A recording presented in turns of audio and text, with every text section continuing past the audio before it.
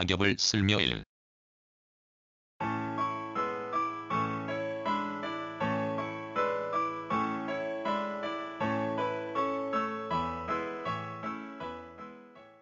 몸이 안 좋은 자각 증세를 느끼고서도 요즘 나는 내버려둔다. 이를 나보다 먼저 감지하는 사람들도 있는데 전화를 하여서는 감기 걸렸나 봐. 아직 안 나았네. 등등 말하는 걸 들으며 희죽거린다. 내 목소리가 달라진 걸 남이 먼저 아는 것이 재밌다. 견딜만 하다는 구실을 내세워 몸을 다스리기에 게을리하면서도 변함없이 막걸리에는 욕심을 부린다. 술밥이란 명분을 달아서 말이다. 몸이 안 좋으면 먹는 것도 귀찮다. 또 하나 의심을 해야 할 건 어떤 약에 대해 내성이 생겼을 가능성도 있다. 그러기에 약하게 끓여 커피를 타먹어도 예전처럼 한 번에 감기가 떨어지지 않는다. 전날에는 콧물이 줄줄 흐르다가도 한두 잔이면 언제 그랬느냐는 듯이 말끔했는데 요즘은 여러 해 먹은 국에 약발이 서지 않는 것에서 내성이란 단어가 떠올랐으나 아직 불신할 단계는 아니다. 그보다 적극적으로 몸을 다스리겠다는 의지가 발동하지 않았다는 게 맞다. 가끔 나는 별난 짓을 한다. 어느 선에서 미리 단속하면 몸뚱이가 덜 괴로운데도 내버려 두었다가 도저히 견디기 어려운 지경에 처해야 비로소 이젠 안 되겠어 라는 생각이 들 때가 있다. 어제 아침부터 목구멍이 따끔거리더니 점점 심해져 지금은 침을 삼키기 어려운데도 담배질을 한다. 이쯤이면 좋아하는 담배라 할지라도 참을 줄 알아야 하는데 아니 된다.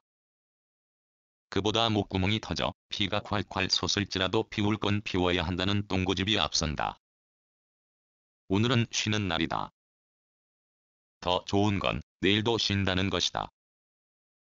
따라서 산불 감시를 시작하고서 얻은 뜻밖의 주중 연휴다. 이 사실을 며칠 전부터 알았으므로 이 귀한 연휴에 의미 있는 시간을 보내겠다는 계획을 세울 수도 있다. 하나, 그렇게 하지 않았다. 간밤에 누가 전화해서 내일 뭘 할 거야? 하기에 내일 되어야 하라. 라고 말했다. 이처럼 말한 데는 지금의 몸 상태를 적용한 게 사실이다. 오늘 아침 일어났을 때 목구멍이 더 심해졌다. 다스려야 해. 구시렁거리고는 어떤 효소를 찾았다.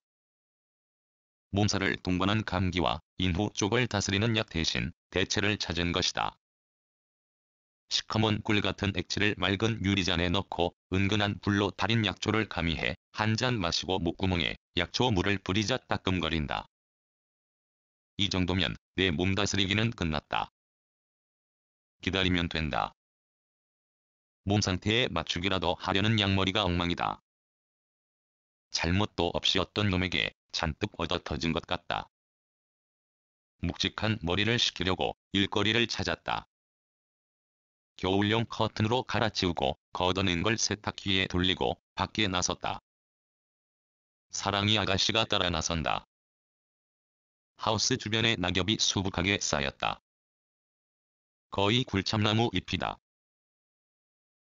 하우스 주변에는 참나무가 많은데 그 중에서도 굴참나무가 가장 많고 졸참나무도 길었다. 바삭거리는 참나무 잎을 아래 텃밭 쪽으로 쓸어내리는 데 도토리가 자주 보인다. 어떤 건 열매가 깨끗하여 거두어도 되는 것마저 쓸었다. 도토리묵을 좋아하는 사람들은 참나무가 있는 곳으로 죽기에 나선다. 말한 대로 비닐하우스 주변에 참나무가 많으므로 멀리 가지 않아도 시간을 조금만 쓰면 얼마든지 도토리를 주울 수 있다. 그것도 알이 가장 큰 굴참나무 열매를 말이다. 사랑이 아가씨가 심심한지 내가 빚을 하는 동안 하우스를 뱅글뱅글 돈다. 아가씨가 낙엽을 밟는 소리에서 깊은 가을의 정취를 느낀다. 하우스 주변을 쓸고 단풍나무 잎도 쓸었다. 단풍나무 잎은 떨어지자마자 바싹 마르고 갈라진 잎이 돌돌 말린다. 다는 나뭇잎보다 가볍다는 뜻이다. 달렸을 때는 오른쪽 단풍이 더 빨갰는데 떨어진 잎은 반대다. 칙칙하던 왼쪽 단풍잎이 빨갛다. 빨간 단풍 이틈에 꽃이 보인다. 며칠 영하로 떨어진 추위를 아랑곳하지 않고 용담이 청보라 꽃을 자랑한다. 잎과 줄기가 바랐건만 이 식물은 꽃만큼은 아직 도도하다. 낙엽을 쓰는 사이 등줄기에 한 차례 땀이 솟았다. 그리고서 몸 상태가 원래대로 돌아가는 기미가 보인다. 그러는 사이 정오가 넘었다. 아침을 걸은데도 허기가 없다는 구실로 막걸리 한 병 챙겨 굴림방에 올라앉는다. 아가씨도 굴림방 턱 밑에 자리를 잡았다. 한 생각이 든다. 아가씨 집이 둘이다. 본체는 현관 앞, 별채는 뒤 텃밭이다. 내게도 여기에 집이 둘이다. 비해당과 궁전의 굴림방이 그렇다. 유령처럼 라디오에서 목소리는 들었으나 이 시각까지 살아있는 사람의 목소리를 듣지 못하고 오늘 하루를 보낼 것만 같다. 예외에서 벗어날 수 없다. 누가 전화해도 그건 라디오처럼 유령의 목소리, 내가 걸어도 마찬가지다. 오늘 갑자기 불쑥 누가 오지 않는 한은 그렇다. 그렇다고 사람 구경에 나서고 싶지도 않다. 그러기에 지금은 데워진 굴림방의 따뜻한 공기가 좋다. 안주를 가지러 냉장고에 가는 것마저 귀찮아 굴림방에서 라면을 끓인다. 보글보글 끓는 냄새를 아가씨가 맡았나 보다. 뭐 한 점 얻어먹을까 하는 마음에서 열린 틈으로 고개를 들이밀지만 굴림방에는 아가씨가 먹을 만한 게 없으니 시침이 떼는 수밖에 없다. 넌 먹으면 안 돼. 실제 아가씨에게 아무 음식이나 주지 않는다.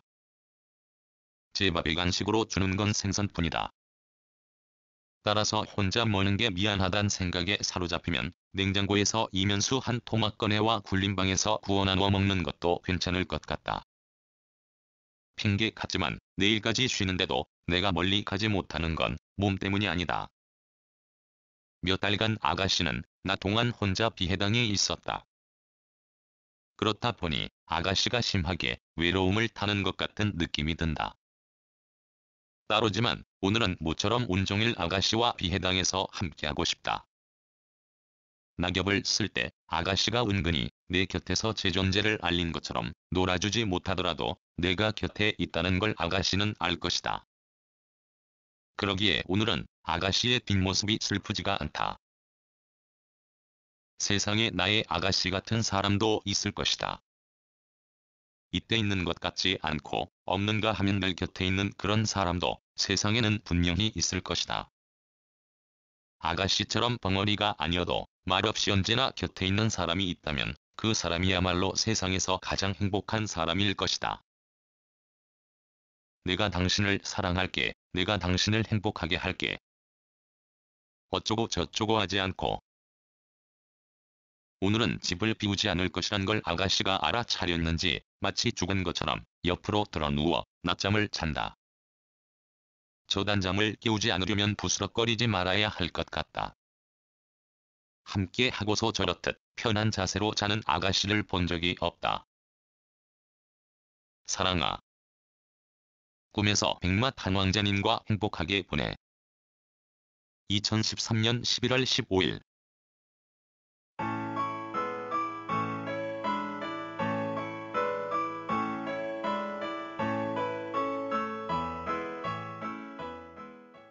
글, 모든 것으로부터 자유인, 무학.